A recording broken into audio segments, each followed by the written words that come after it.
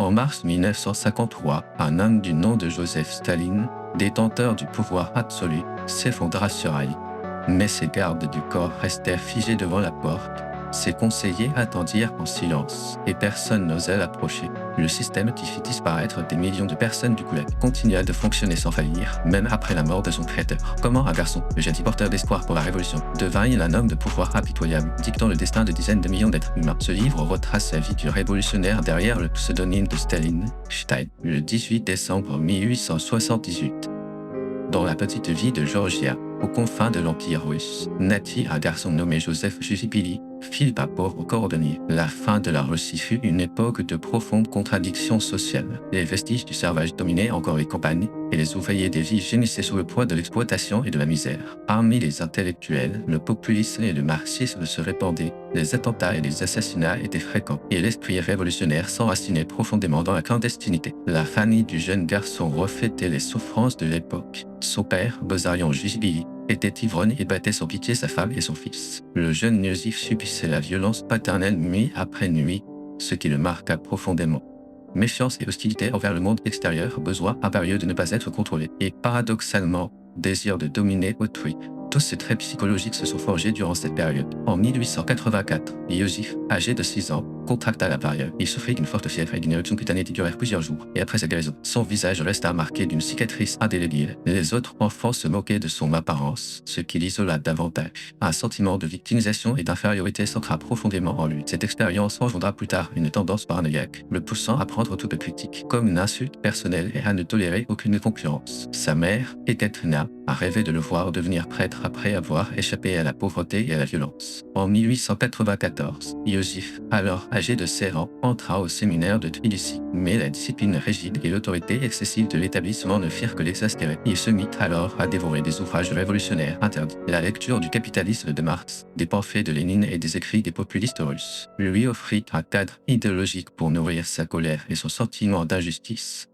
L'absurdité de la société n'était pas pour lui un mal individuel, mais une conséquence de la structure des classes, et la révolution violente lui apparut comme une nécessité historique. En 1899, après son expulsion du séminaire pour activité révolutionnaire, Staline s'engagea pleinement dans la clandestinité révolutionnaire, organisant les ouvriers et incitant aux grèves. Cependant, il fut rapidement arrêté et exilé en Sibérie, laissant endurer à perte de vue, l'isolement, la surveillance non-stop, et l'expérience de l'exil par des températures glaciales de 40 degrés le rendirent encore plus impitoyable. Pour survivre, il devait réprimer ses émotions, considérer autrui comme un instrument et se désintéresser de toute action servant ses propres intérêts. Durant cette période, il utilisa plusieurs pseudonymes, mais finit par adopter le nom de Staline. Ce surnom, qui signifie acier en russe, n'était pas qu'un simple alias, mais une manière de se définir et une image qu'il souhaitait projeter au monde. Une volonté d'acier, inébranlable face à la douleur, capable de briser toutes les émotions et de surmonter tous les obstacles. C'était l'image de soi qu'il recherchait.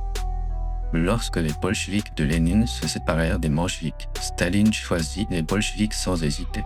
La théorie bolchevique d'avant-parti et ses principes d'organisation centralisée correspondaient parfaitement à ses aspirations, alors que d'autres révolutionnaires se perdaient dans des débats idéologiques et l'élaboration de théories. Staline privilégiait l'action concrète. Il n'était ni un intellectuel prolifique ni un orateur hors pair. En revanche, il excellait dans la gestion d'une organisation, la levée de fonds et l'élimination de ses opposants. Le 26 juin 1907, un audacieux braquage de banque eut lieu à Tbilissi. Le groupe armé bolchevique prit d'assaut un fourgon blindé et s'empara de 250 000 roubles, une opération que Staline avait planifiée en secret. Des dizaines de personnes furent tuées lors de cette attaque. Pour Staline, c'était un sacrifice inévitable pour obtenir le financement de la révolution. Face à la cause révolutionnaire, les vices individuels passèrent au second plan et la violence devint un moyen légitime. Peu à peu, ses pairs révolutionnaires commencèrent à se méfier de son attitude et il ne parvint pas non plus à instaurer une véritable confiance avec ses camarades. Il avait tendance à voir en chacun un concurrent ou un traître potentiel et prenait toute critique comme une attaque personnelle. En cas de défaite, il ne pardonnait pas à son adversaire et manifestait une obsession pour la domination.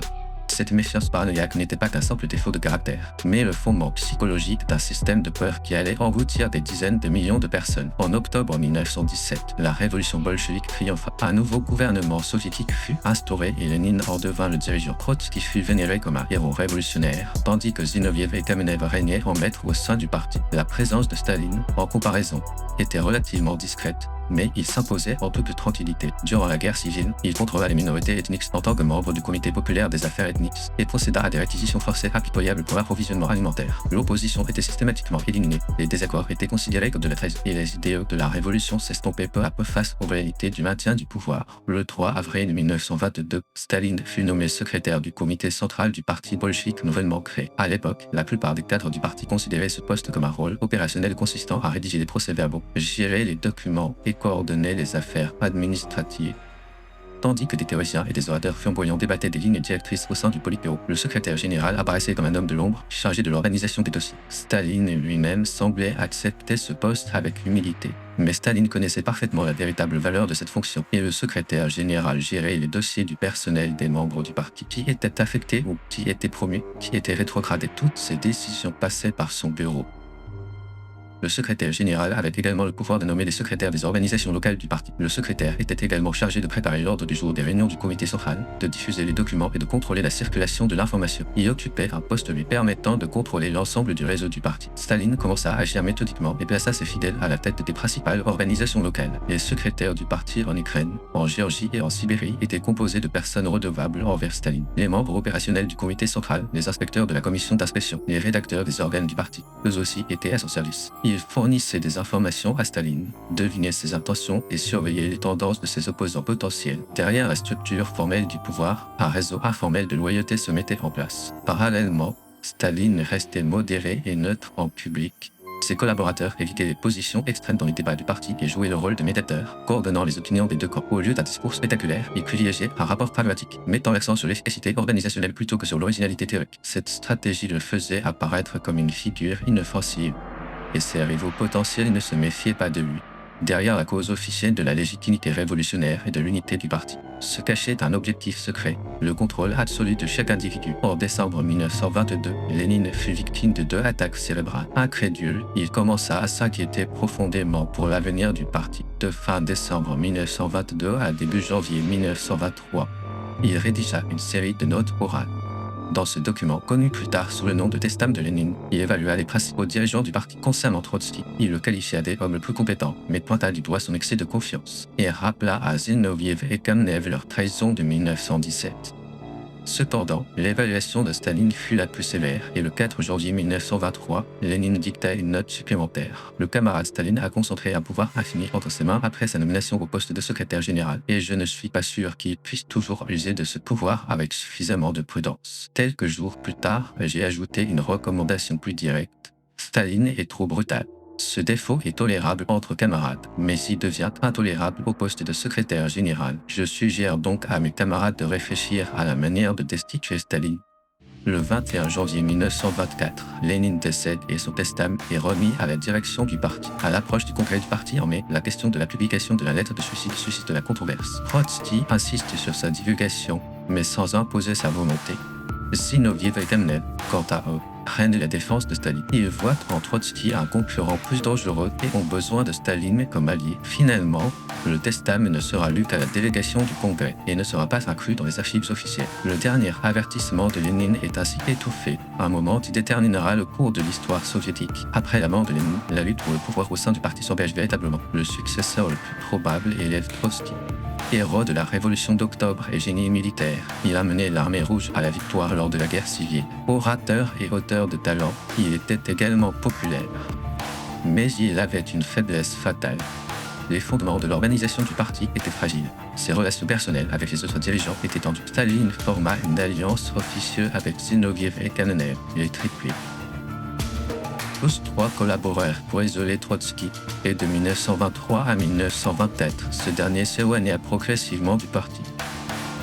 Des propositions politiques furent systématiquement rejetées et ses discours furent la cible de critiques. Le terme trotskisme fut forgé pour désigner une déviation de gauche par rapport à la ligne du parti. En 1925, Staline changea de stratégie. Après avoir écarté Trotsky et considérant désormais Zinoviev et Kamenev comme une menace, il s'allia avec le dirigeant de droite Nikolaï Bouarin. Zinoviev et Kamenev furent alors qualifiés d'opposants de gauche et leur collaboration passée pour dissimuler la volonté de Lénine devint un point faible.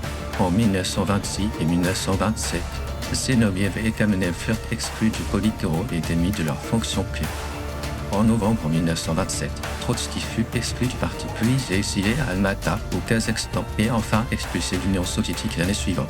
Le départ du héros révolutionnaire en exil symbolisait la solidité du pouvoir stalinien. Trotsky s'installa finalement au Mexique après avoir transité par la Turquie, la France et la Norvège, mais il ne cessa jamais de critiquer Staline.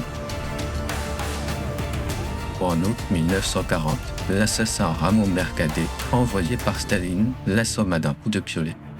Ce fut la disparition du dernier opposant à la révolution. Staline, au pouvoir, entreprit une refonte en profondeur de la société soviétique et, en 1928, le premier plan quinquennal fut lancé. L'objectif était une industrialisation rapide, dont les ressources devaient provenir du secteur agricole. Staline imposa une politique de collectivisation de l'agriculture. Le plan prévoyait l'intégration des exploitations privées dans une ferme collective appelée collège et le contrôle de la production par l'État. La plus forte résistance vint de la classe paysanne aisée, les Koulaks. Staline qualifia les Koulaks d'ennemis de classe et ordonna leur éradication sous le slogan « Éradication des Koulaks ». Des millions de paysans furent confisqués et déportés en Sibérie.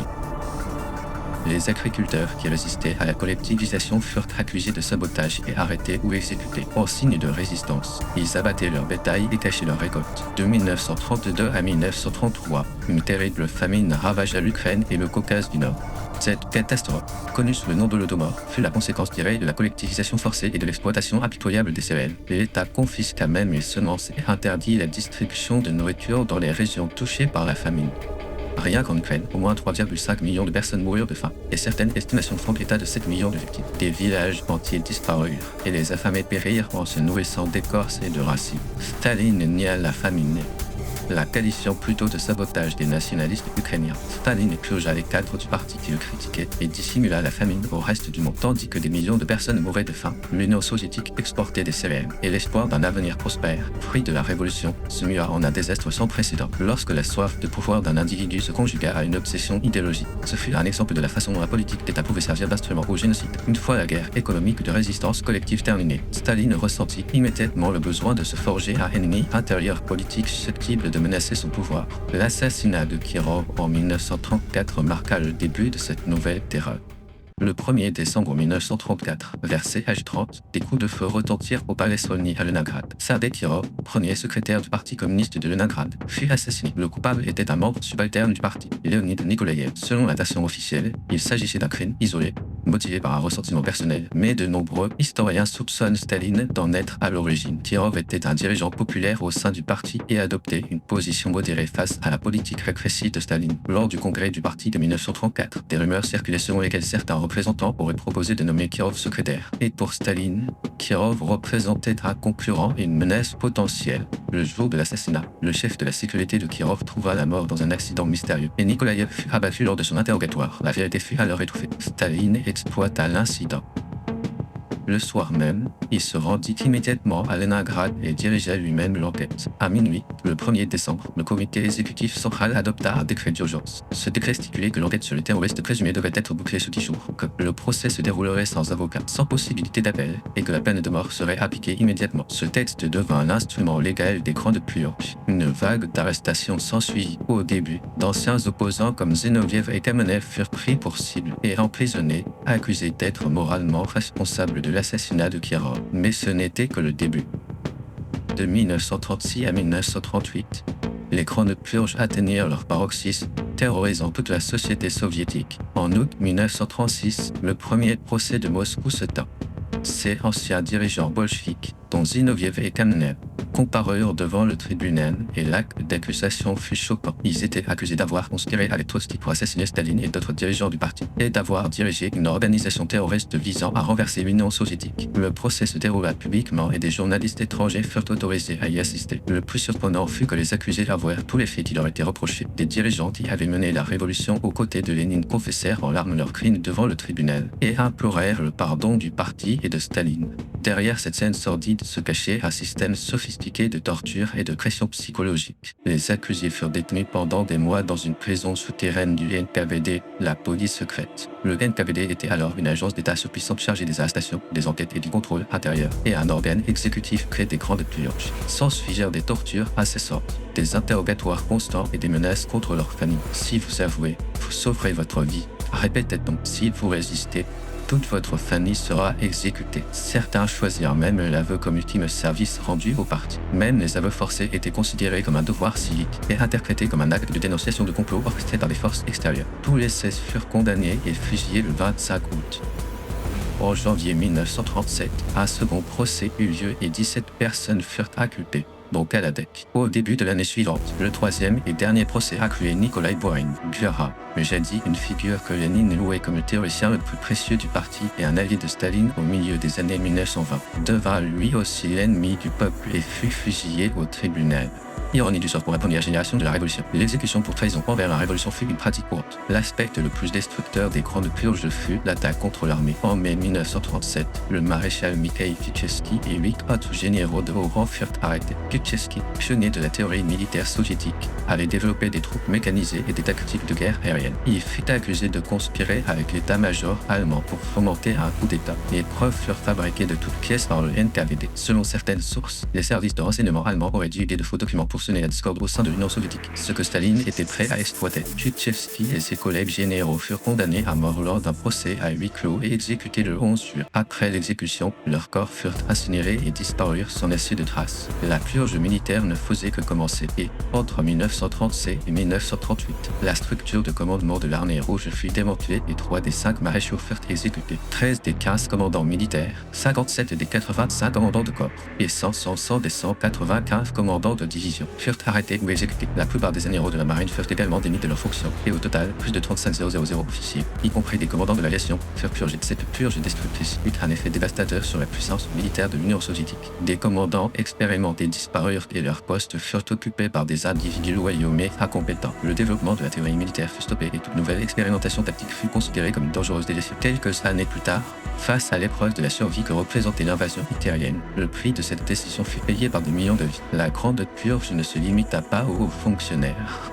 Elle embrasa toute la société soviétique. Chefs d'usine, scientifiques, ingénieurs, enseignants, artistes. Aucun emploi, aucune fonction n'était à l'abri. Les raisons des arrestations étaient ambiguës. Ennemis du peuple, trotskistes, espions étrangers, sabotage. Cette stigmatisation sociale était injustifiée. Le NKVD appliquait un système de quotas. Chaque district se voyait attribuer un certain nombre de personnes arrêtées que les chefs locaux du NKVD devaient atteindre, sans se soucier de leur culpabilité. Ne pas atteindre le quota jetait le doute sur le responsable lui-même, tandis que le dépasser était salué comme une preuve de vigilance révolutionnaire. La purge était devenue un système auto-entretenu, fonctionnant selon sa propre logique. Dans ces sociétés soviétiques, les bousculades étaient monnaie courante. Les voisins s'accusaient entre eux et les collègues se tressaient.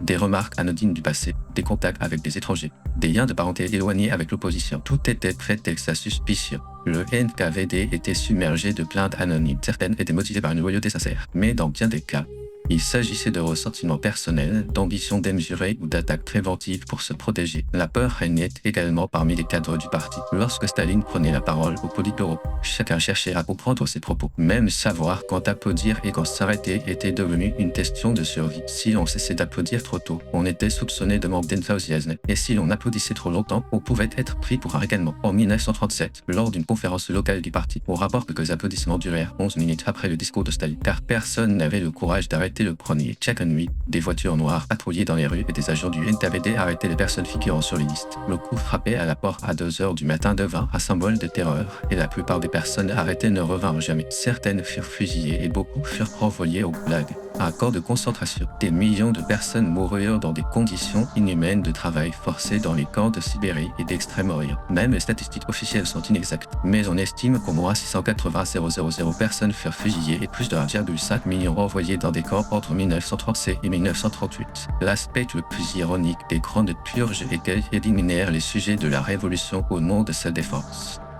Parmi les personnes exécutées, beaucoup étaient des révolutionnaires qui avaient lutté contre le système tsariste et des combattants qui avaient risqué leur vie pour combattre aux côtés des bolcheviks pendant la guerre civile. En 1917, la majorité des membres du parti furent purgés et tous les membres du Politburo ayant collaboré avec Lénine furent écartés, à l'exception de Staline. Des professionnels talentueux furent également sacrifiés. Planificateurs économiques, directeurs d'industrie et scientifiques furent arrêtés pour sabotage et tout manquement aux objectifs de production était considéré comme un acte de sabotage intentionnel, tandis qu'une défaillance technique devenait une preuve de trahison. Dans ce climat, l'innovation et la créativité étaient perçues comme des déviations dangereuses, et seul le silence et la conformité étaient considérés comme des voies sûres. Même Staline lui-même ne put échapper à ce système de peur.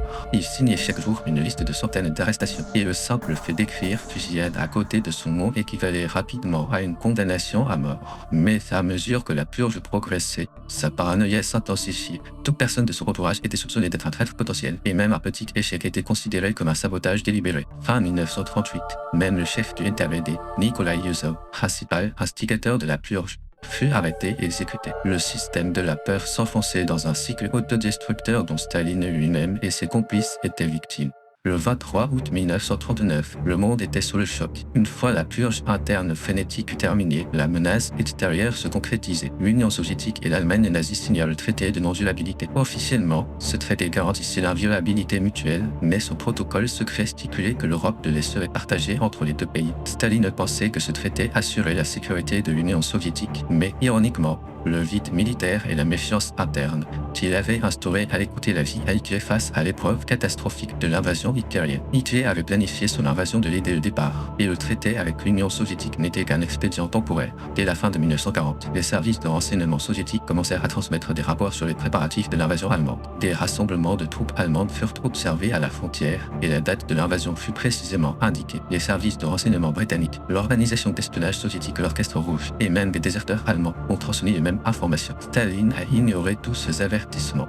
Dans sa vision paranoïaque du monde, il s'agissait d'une provocation des impérialistes occidentaux visant à opposer l'Union soviétique à l'Allemagne. Il a réprimandé les journalistes des services de renseignement, et certains ont été punis pour semer la panique. Les gardes frontières ont reçu l'ordre de ne pas répondre aux provocations allemandes. Staline était convaincu qu'il n'ouvrirait pas le front de l'Est avant la fin de la guerre contre la Grande-Bretagne. Son jugement était logiquement raisonnable, mais il a sous-estimé les ambitions et la vanité d'Hitler. Vers 3h15 le 22 juin 1941, 3 millions d'Allemands ont franchi la frontière soviétique. L'opération Barbarossa a été lancée. L'aviation allemande a bombardé les avions soviétiques au sol, les blindés ont pénétré en profondeur et les forces soviétiques étaient totalement sans défense. De nombreuses unités étaient encore déployées en temps de paix et n'étaient pas prêtes au combat. Tôt le matin, la nouvelle est parvenue au Kremlin, mais Staline n'y a pas cru tout de suite. C'est une provocation.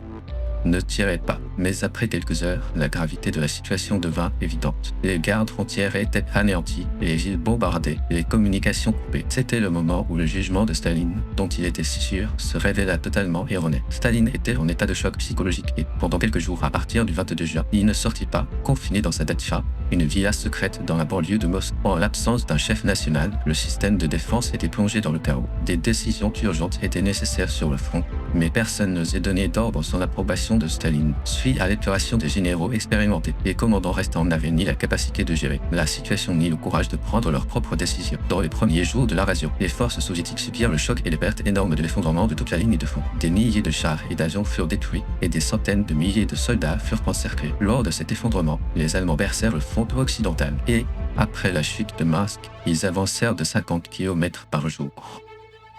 Suite à l'effondrement de la ligne de front, Smolensk fut encerclé, la route de Moscou sembla souffrir, et, sur le front nord, Leningrad fut également encerclé, marquant le début d'un siège éprouvant de 900 jours. Début octobre, les Allemands lancèrent leur offensive finale contre Moscou, l'opération Typhon. Les services gouvernementaux furent transférés à l'est et les ambassades étrangères à Kuibychev. La panique gagna les Moscovites. Certains tentèrent de fuir et des pillages et des troubles éclatèrent. Staline décida de rester à Moscou. Cette décision était le fruit d'un calcul minutieux car il savait que si la nouvelle de l'abandon de la capitale par le dirigeant venait à se répandre, la volonté de la défendre s'effondrerait complètement. Le 6 novembre, Staline prononça un discours commémorant la révolution depuis un bon que ce terrain, tandis que les forces allemandes avançaient jusqu'aux abords de Moscou. Le lendemain, un défilé militaire traditionnel commémorant l'anniversaire de la révolution eut lieu sur la place rouge. Cet événement se déroula à portée de l'artillerie allemande, symbolisa la résistance tant pour les citoyens que pour les militaires. Le discours de Staline était différent des précédents. Au lieu de la rhétorique révolutionnaire et des luttes des classes, il fit appel à l'histoire russe et à la fierté nationale. Alexandre Nevsky, Dmitri Donskoy, Kutuzov, les héros de l'époque tsariste furent convoqués. Ce fut un moment de transition, celui du révolutionnaire communiste à celui de dirigeant de la nation. Les soldats se dirigèrent directement vers le front dès la fin du défilé, et le bruit de leurs paroles donna espoir aux Moscovites. Fin novembre, l'offensive allemande s'arrêta et le rude hiver russe commença. Les Allemands, non préparés à la bataille hivernale, battirent progressivement en retraite, et les Soviétiques lancèrent une contre-offensive le 5 décembre. La ligne de front fut de nouveau stabilisée grâce au déploiement des forces de réserve venues de Sibérie, et Moscou fut protégée. Mais le prix à payer fut énorme. Durant les 6 premiers mois de l'invasion, l'Union soviétique perdit plus de 4,5 millions de soldats, la plupart tués ou faits prisonniers. Paradoxalement, la catastrophe de la guerre renforça encore le pouvoir de Staline. Face à la crise nationale, toutes les ressources et l'autorité furent concentrées entre les mains du haut commandement, et toute critique ou désaccord était considéré comme une trahison. Le système communiste de temps de guerre fut recréé sous une forme extrême. Les généraux incompétents étaient immédiatement destitués ou fusillés, et les commandants des unités en retraite étaient traités de traîtres. Staline, en tant que commandant suprême, dirigeait directement les opérations. Il s'immisçait dans les détails militaires et ignorait fréquemment les suggestions des généraux. À l'été 1942, ces décisions dogmatiques aboutirent à une stratégie insensée d'offensive simultanée à Stalingrad et dans le Caucase, avec des conséquences catastrophiques dans un premier temps. Mais avec le temps, Staline commença à faire confiance au jugement stratégique de généraux exceptionnels, tels que Gordy Zhukov, Konstantin Lokozovski et Alexandre Vassilievski. Et la situation s'améliora progressivement. La victoire de Stalingrad fut un tournant décisif dans le cours de la guerre. Les forces soviétiques progressèrent alors graduellement vers l'Allemagne, et la guerre prit fin avec la prise de Berlin en mai 1945. Malgré les sacrifices et la destruction massive de dizaines de millions de personnes, Staline s'imposa comme un héros de la guerre des contrastes. Les échecs désastreux du début furent effacés par la victoire finale, et le dictateur renaquit en sauveur. Le 24 juin 1945, un défilé de la victoire eut lieu sur la place rouge. Sous la pluie, des centaines de drapeaux nazis furent jetés devant la tombe de Lénine, et Staline observa la scène depuis les hauteurs. Désormais, il n'était plus seulement secrétaire du parti, mais vénéré comme le dirigeant absolu de l'Union soviétique, élevé au grade de maréchal, un héros de l'histoire mondiale qui avait repoussé le fascisme. La victoire semblait justifier tout le système stalinien. Dans les années 1930, une industrialisation brutale est devenue la base de la production de matériel de guerre, et l'on vantait les mérites d'un système centralisé fort permettant une mobilisation efficace pour la guerre. Bien que l'écran de purge ait affaibli l'armée et conduit à la défaite initiale écrasante. Ce fait fut occulté par l'histoire. De ce fait, Staline fut présenté comme l'architecte et le maître de toutes les victoires. Le culte de la personnalité atteignit des sommets sans précédent. Dans chaque ville, d'immenses statues à son effigie furent érigées et des portraits ornèrent chaque bâtiment. Journaux et radios le louaient quotidiennement et les artistes se sentaient obligés de s'exprimer à travers leurs œuvres. Des titres tels que le grand camarade Staline, le père de toutes les nations, et le génie dirigeant s'imposèrent dans le discours officiel. Ces 60 et 70 anniversaires furent célébrés comme des événements nationaux, et des émissaires communistes du monde entier affluèrent à Moscou. Après la guerre, l'Union soviétique s'imposa comme une superpuissance. Les pays d'Europe devaient se trouver dans sa sphère d'influence. Et la guerre froide débuta en 1949 avec la prise de contrôle de la Chine par le communisme. Le monde était divisé entre les États-Unis et l'Union soviétique. Et Staline, en tant que chef du mouvement communiste international, dictait la conduite des partis communistes de chaque pays. La mise au point de la bombe atomique par l'Union soviétique en 1949 renforça encore son pouvoir. Mais la gloire de la victoire engendra une nouvelle paranoïa. Selon Staline, les contacts avec les alliés occidentaux pendant la guerre, l'expérience des camps de prisonniers et l'envoi de troupes à l'étranger pouvaient polluer le peuple soviétique. Les prisonniers rapatriés n'étaient pas considérés comme des héros, mais comme des objets de suspicion, et des centaines de milliers d'entre eux furent interrogés ou envoyés au goulag pour trahison. En 1948, la campagne anti-mondialisation débuta. Tout contact avec la culture occidentale, tout mariage avec un étranger et toute lecture de littérature étrangère devint sujet à controverse. Et les juifs furent particulièrement visés. Les intellectuels juifs furent attaqués sous le prétexte des mondialistes déracinés. Et la même année, le président du comité antifasciste et acteur Solomon Mioel trouva la mort dans un mystérieux accident de la route. En réalité, il s'agissait d'un assassinat commandité par le service de sécurité nationale MGB, anciennement le NKVD. Une purge eut également lieu dans les États satellites d'Europe de l'Est. Les dirigeants du Parti communiste actifs en Occident pendant la guerre, ou ayant manifesté leur indépendance vis-à-vis de l'Union soviétique furent éliminés. En 1948, lorsque Tito, en Yougoslavie, rompit avec Staline, la traque des titoïstes commença dans d'autres pays d'Europe de l'Est. Ceux qui n'étaient pas soumis à l'Union soviétique et soutenaient des lignes communistes indépendantes, comme en Hongrie, Kostov en Bulgarie et Sorsky en Tchécoslovaquie furent tous exécutés à l'issue de procès d'épuration publique, et les procès de Moscou des années 1930 se répétèrent en Europe de l'Est. Fin 1952, la paranoïa de Staline atteignit son paroxysme. Le 13 janvier, le journal Prouda publia un article choc intitulé Les démons blancs. Il y était question de médecins éminents qui complotaient pour empoisonner les dirigeants soviétiques, et 9 personnes furent arrêtées. 6 d'entre eux étaient juifs et accusés de collusion avec les services de renseignement occidentaux pour tenter d'assassiner de hauts dirigeants sous couvert de théâtre médical. Les descendants d'Aridanov et d'Alexandre Sherbakov, en particulier, furent qualifiés de crimes par ces médecins. Le médecin de Staline, Vladimir Vinogradov, fut également arrêté. Des aveux extorqués sous la torture furent extorqués et les médias s'en prirent quotidiennement aux médecins, attisant la haine antisémite. Une nouvelle purge massive avait commencé. Selon les historiens, Staline avait préparé un plan de déportation forcée des Juifs en Sibérie et une purge de l'ensemble du corps médical était également prévue. Sous Staline, même les hauts dignitaires du parti n'étaient plus à l'abri. L'épouse de Molotov fut arrêtée elle aussi et Mikoyan et Borodino, ses fidèles collaborateurs, furent constamment soupçonnés.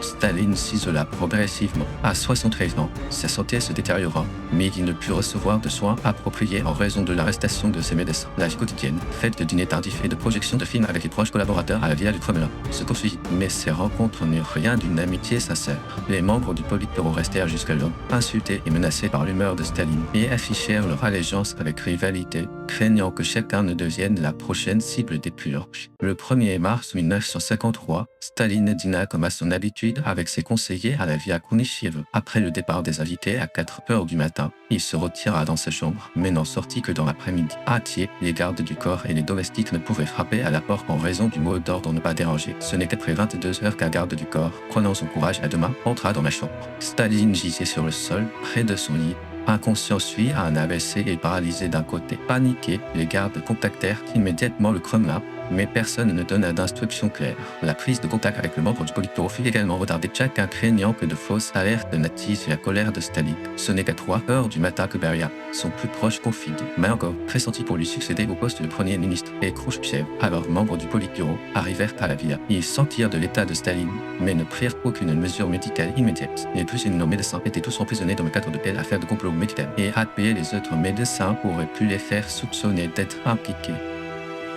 Finalement, le personnel médical arriva à 9 heures du matin, mais il était déjà trop tard. Staline, alité depuis 4 jours, se leva pour survivre. Les membres du Politburo se relayaient à son chevet, mais leur expression tressait davantage d'anxiété et de calcul que de deuil. Ils remplissaient la chambre d'hôpital, craignant qu'il ne profite du vide du pouvoir et qu'il ne serait soupçonné si Staline reprenait conscience. Le 5 mars, vers 21h50, Staline mourut. L'annonce officielle plongea l'Union soviétique entière dans le deuil, et des millions de personnes affluèrent à Moscou pour voir sa dépouille. Des centaines de personnes périrent dans la bousculade, et sa dépouille fut inhumée dans le tombeau de Lénine le 9 mars. Lors des funérailles, Malenkov, Beria et Molotov jurèrent de perpétuer fidèlement l'héritage des grands dirigeants.